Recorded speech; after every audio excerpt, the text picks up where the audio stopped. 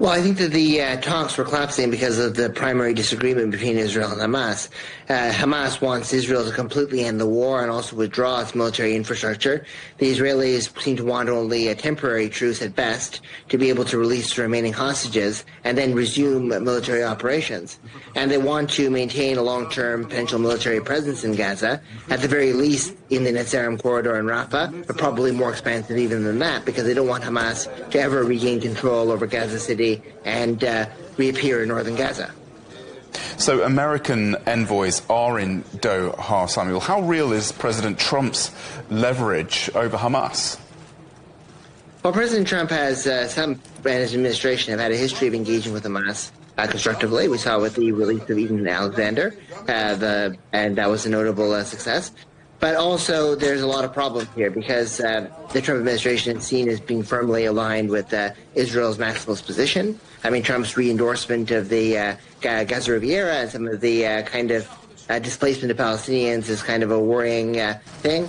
And there's also concerns on the Hamas side that there is a problem with humanitarian assistance that's being delivered to Gaza. It's being run by the Gaza Humanitarian Foundation, which is a Delaware company founded in February 2025. It relies on private contractors. It's implicated in the displacement of people. The UN won't work with it, and the U.S. isn't doing anything about that either. So as long as Trump remains tethered to Israel, and there's also these controversies about American humanitarian aid entering Gaza, I think his leverage is quite limited right now.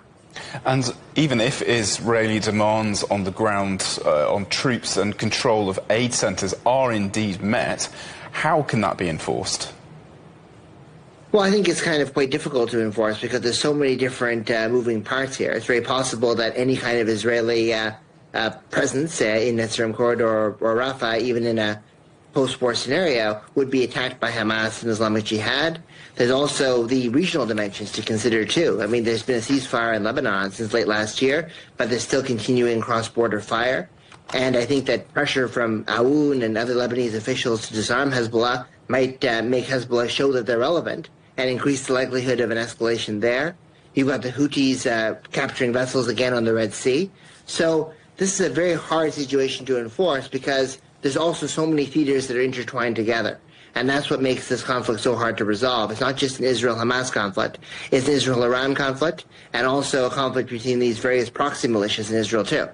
Well, indeed, and on that, what are the risks of a wider conflict, possibly involving Hezbollah, if these Doha talks fail? Well, I think that Hezbollah saw its senior leadership degraded considerably, obviously with the death of Hassan Nasrallah and other seniors who were there in the organization since the 1980s. But they sort of maintain sizable missile stocks. I mean, we were looking at maybe 120,000 missiles in their possession before the Israeli attacks, and probably much of that infrastructure still remains in place.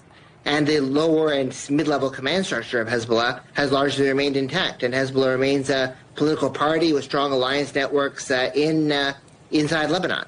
So definitely it's got the capabilities and the ability to strike back. The big question is, does it see an advantage in doing that, or does it see an advantage in biding its time and waiting? My guess is the latter, that it's probably going to not escalate in a major way, but we've been surprised before when this conflict is heated and reheated, so we shouldn't rule it out. Samuel, really appreciate your insights as ever. Thank you so much. Samuel Ramani from the RUSI think tank.